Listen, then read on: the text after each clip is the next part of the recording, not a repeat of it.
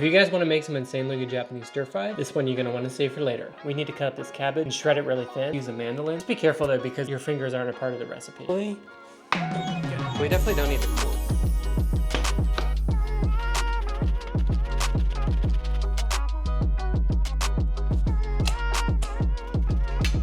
Alright, this is taking too long to scat.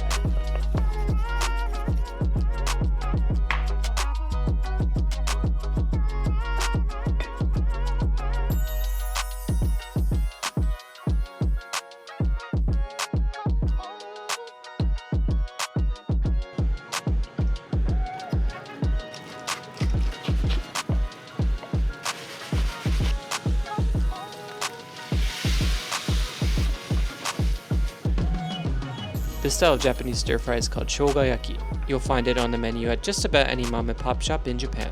So try it out and let me know what you guys think. Alright, thank you.